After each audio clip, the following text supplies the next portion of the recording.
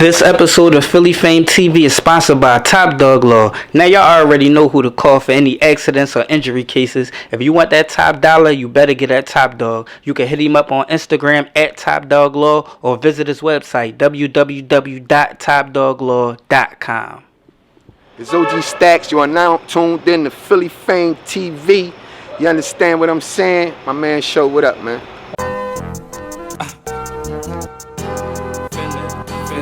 Philly Fame.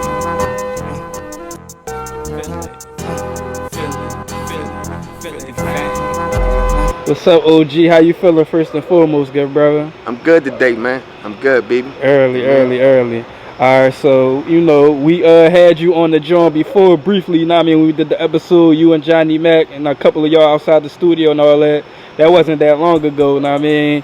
And you gave out some bars and you popping your shit and all that on that joint. So now we're going to do a joint, just you giving people a little bit behind your story, you know what I mean? You got an interesting story because a lot of people been seeing you with the freestyles in recent time, know what I mean? You popping out OG Stax and you're an old head, but you been rapping years and years ago, and before you was rapping, you was running around the city of Philadelphia. So for the people who don't know, who ain't familiar, let's start off where you're originally from. You told me you from two different projects. You repping Raymond Rosen, know what I mean, and Johnson Homes. So give people that rundown. I'm from 2302 building, apartment 404, the same building as Hank Gathers as did from line. Y'all know what it is. And I'm from Johnson Homes, 1915G North 27th Street. I'm from 27th from Burks, and I'm from 23rd and Diamond. You understand what I'm saying? So you right there dead smack in North Philly between two notorious North Philly projects, know what I mean? Mm-hmm. So explain, you know what I mean? Because you go back, you're an old head, so you go back a little further. So what was it like early on when you was growing up in those projects? Like, what was it like back then? Let's say man. 70s, 80s, I mean, early 90s, all that. Oh, man. Well, you know, Diamond Street projects, you know what I mean? Like, the guys around Diamond Street, you know, they visit bully boys and all that. You couldn't walk through the projects. You had to walk all the way around. Or you got jumped when you was coming from school. You understand what I'm saying? Fashion show type shit. But for the most part, you know, the morals and principles was intact. And, you know, the poverty level, man. And these ghettos, man, like the poverty level, man, it make people make the wrong decisions out here. So, you know, like when that crack hit, like it hit the projects really hard. So some dudes really could like play ball. They didn't get a shot, you understand what I'm saying? They probably could have made the league or anything like that. But the poverty level in Diamond Street was like really bad. So people that was like really good at things, man, they resorted to crimes and stuff like that or whatever. And it trickled down unto people like me and younger people, younger than me. You know, I've been in and out of prison, man. I got 3 different state numbers. You know, I've been home now for 7 years. You know, it's the poverty level, man. But I learned how to rap in jail, man. Shout out to my man MVP If. Shout out to MVP Buck. MVP If taught me how to rap, man. He don't like when I be saying that. Yeah. So you say you got 3 different state numbers. So you know we talking off camera. You said you ain't do no juvenile, bitch. You got locked up like when you was 22. So what was in the juvenile? I'm assuming you was running around in the streets early. So what, you just ain't get caught up, or you weren't doing that crazy like? No, I was kind of scared of my mom, so like I was a good crook as a juvenile, you understand what I'm saying? But when I got a little bit older, you know, the first time that I went to jail, they sent me to DC. Once I got over DC, that shit was like, everybody from the projects in this joint, yo, little Stax, hey man, look. So, you know, like I wasn't afraid of jail, so, you know, I frequented jail a lot after that. But as a juvenile, I was really afraid of my mom. My mom didn't play, she was really strict, man. All right. So when you got older, I guess, like, what was the transition like when you started, I guess, like, once you did actually get locked up, man, so you didn't do a juvenile bid, what was that transition? That transition, like, I know you say it was a lot of people you knew from the projects in there, but what was it like when you first got locked up, I guess, since you ain't been locked up as a juvenile? Adult? Yeah. They sent me over Holmesburg. I went over Holmesburg. I shot a nigga. Oh, that was back when that was open. All right, yeah, give them that. All right, yeah. They sent me over Holmesburg. I got locked up for some wet cases. I was on probation for shooting a nigga at the rec center up 25th and Diamond. And they sent me up Holmesburg. Once I got out Holmesburg, I had like 4 different cases, running wild, 2.5 to 5 for this for that. You understand what I'm saying? But I really didn't learn nothing when I got over in Holmesburg except for how to survive in jail, man, because all my old heads was over there, and you know, everybody had that joint on Smash. Shout out to Jeff Gant, Rockmire, Rufus was over that joint, Bojack, you know, all the old heads, all the legends. My cousin Gump was over there, you know, like all the legends was over that joint, Donnie, Lil Inch. So, you know, I really didn't learn that. Then when I got upstate, when you get upstate, it's a whole different ball game, baby. Them folks ain't playing none of that shit that they was playing down in your county. They tell you from the rip, you ain't in Philadelphia right now, boy. They call you a boy. You You hear me?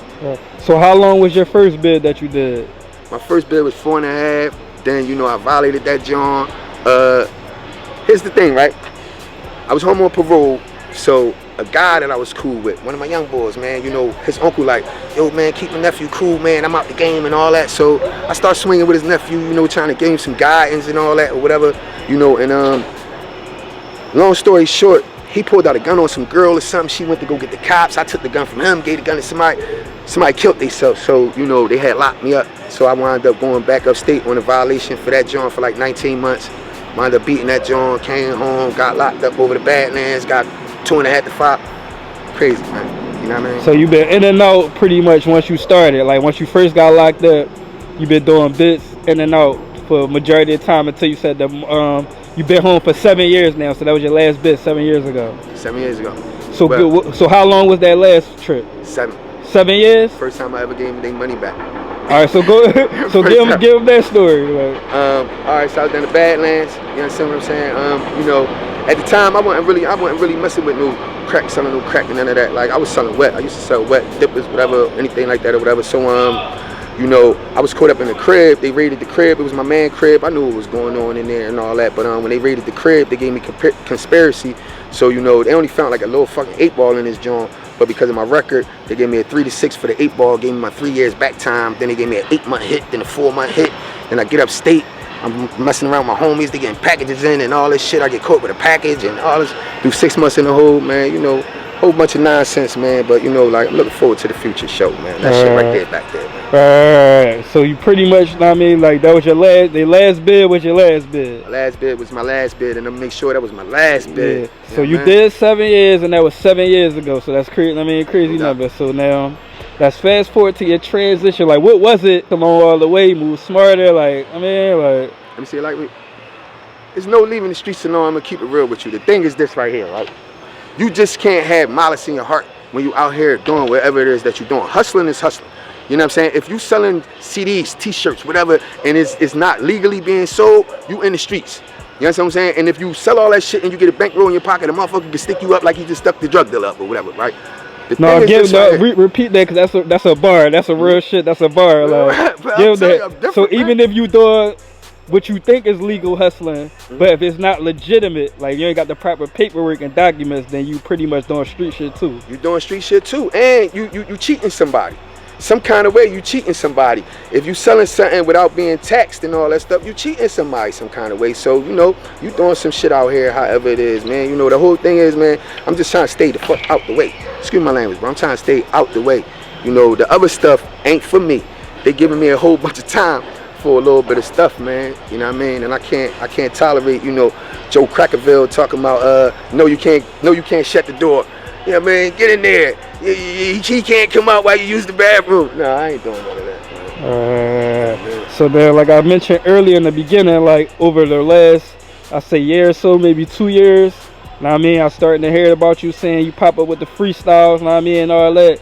So speak on like transitioning in this new era. You been the OG, you come from back in the early era, and you ain't really have your run and your wave then, but being in the new Instagram era now, you starting to get some love. And I mean, what's that like for the OG? Like, how that feel?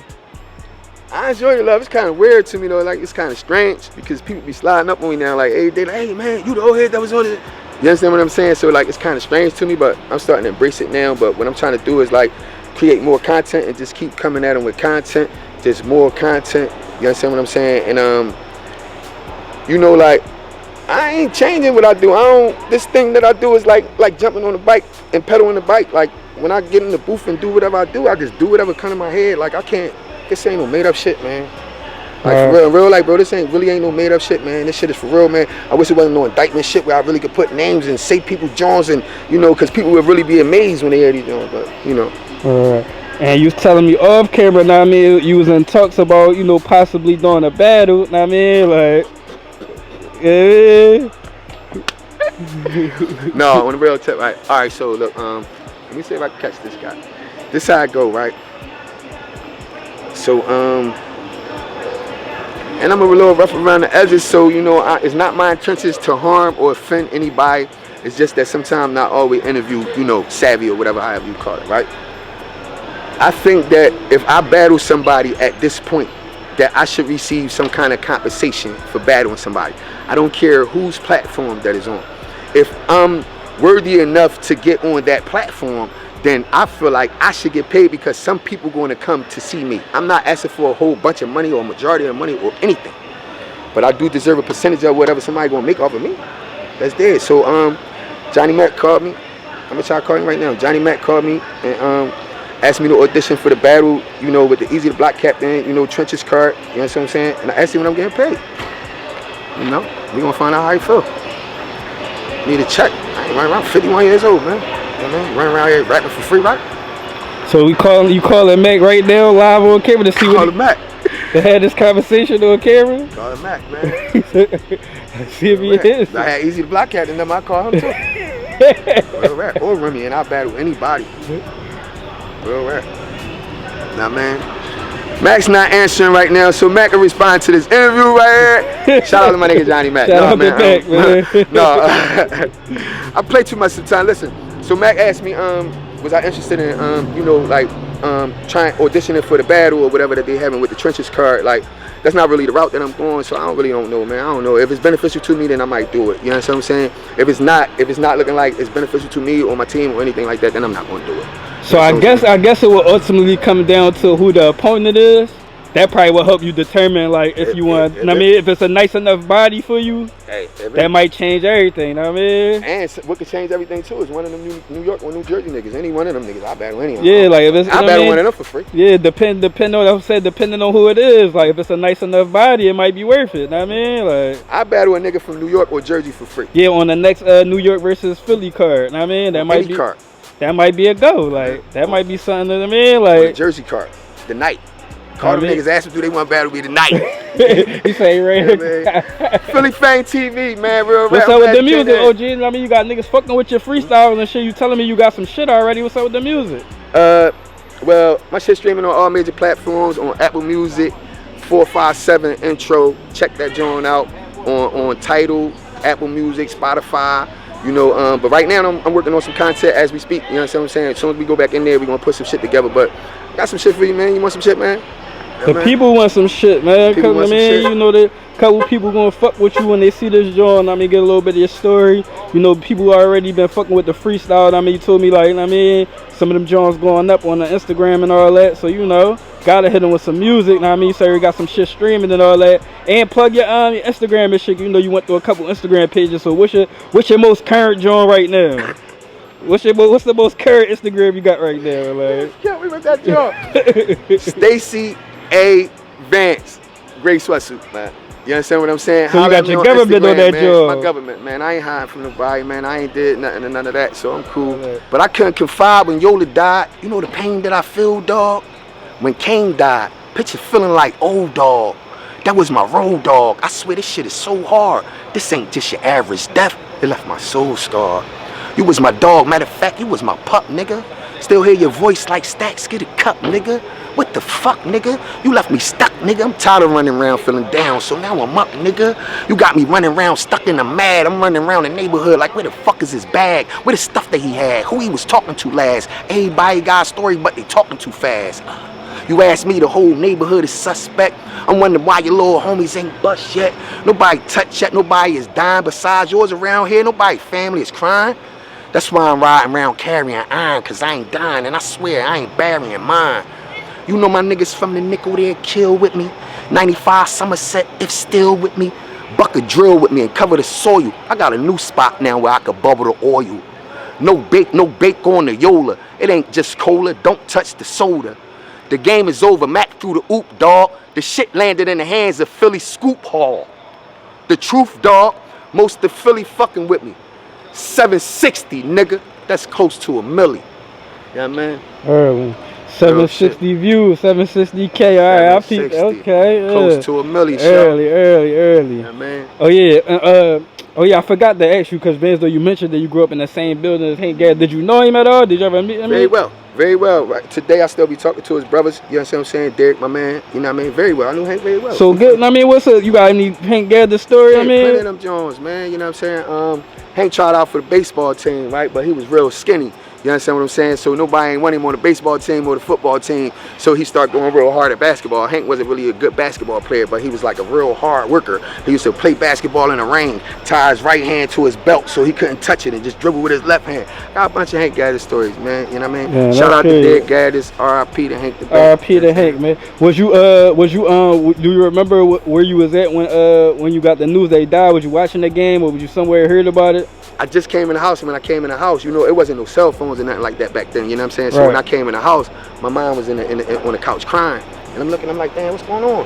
And she was pointing at the TV, and they just kept playing that shit back and back and back and back and back. You know what I'm saying? Even to the day when I see that joint, like that shit do something to my stomach. Like everybody from Diamond Street, when they see that joint, they can't really stomach that joint. Yeah, that's a bad job, man. What's up, baby? My man, get my man, show. It's Philly Fame TV, Jess. Oh, that's love. Where streets at? Oh, they go My streets man. right there. My man, Jesse Hart. That man. What's going on, What's good going on brother? with you? Hey, man, tell the people what I mean. You fresh off that victory, your latest victory, I mean. Definitely got to knock out the second round. Shit was good. It was good to be back, you know what I mean? Right, Streets got right. me back, you know what I mean? Been working with me in the gym. The motivation, I think, for me was everything. You know what I'm saying? So how long was the layoff was it before you, I mean, for that fight? Like before, Almost 2 years. 2 years. Yeah. So I was going through contractual issues. I was going to do shit with my hand. You know what I mean? Different promoters. That shit be, with that boxing shit, it be more business than it be fighting to me. With me, I'll fight anybody. It don't matter. But that business side of that shit, when you in them rooms with them white folks and they plan on how you think they should run your name or how you think you should do shit, it just be like it don't sometimes it don't plan out for you. You know what I mean? I got away from myself for a little bit. So what's next for you after this victory? Now I mean, you got your next fight, lined up. November 25th at the Barclays Center on a Demetrius Andrade, David Benavidez card. Hopefully, like I might be when walking they signed down the the aisle. Facts. Yeah, we trying to do down something with the aisle. that. Facts. So we trying to do that at the Barclay, and we just trying to, you know what I mean, take shape with that, one step at a time. You know what I mean? But like I said, I'll fight anybody. I'm not oblivious to that. Or like these fighters nowadays, they picking and choosing, they dodging each other. Right. Everybody don't want to fight this when they, you know what I mean? I ain't doing none of that. Right. No, that's heavy. That's what's up, man. So hopefully everything work out for you moving forward. Know what I mean, with that. Know what I mean, but Definitely. it's good. It was definitely good to see you get back in the ring and all that. Always, that's love. Know what I mean, you That's know what I mean, you definitely rep the city. Been repping the city for a minute. Know what I mean. Always. So Always. that's heavy. That's heavy. So we got Love. Jesse Hart. So how you know this guy, man? What's your connection with this character, man? Since I was a kid, since I was like a kid, like First Street, everything. Man. since I was about 8 years old. My brother, was really used to be hanging with like Staxe. Shout out to Manny Mac. My brother, they was my brother friends, but I used to always want to be around. I used to listen to them rap, and I used to watch them how they move and all that. So I was like, you know what I mean? I was always around. But my older brother, Mac, Streets, Staxe, like I said, there's a lot of us. There's a lot of them that been around. But I when I used to be around my brother, they used to always be, you know what I mean? That's the connection. My big brother, yeah. I mean, young boy. Got you. Shout out to Manny Mac, man. Yup, fact. Nah, man. Early. So we you live with know, OG Stax. I mean, we just live in the Jets and Jesse Hart pull up. I mean, like on some regular shit. Fact. Nah, man. Yeah. You know. But yeah, show, man, we got some new shit coming, man. It's BSC, man. Burke Street, everything. Burke Street Entertainment. Best stories ever. You understand what I'm saying? And we bullshitting everybody. You dig me? All right, Philly man. Fame TV, man. Shout out the show for coming out here, checking us out, man. And that's how we doing that shit, man. Early, and we signing out till next time. OG Stax, Philly Fame TV. We out of here.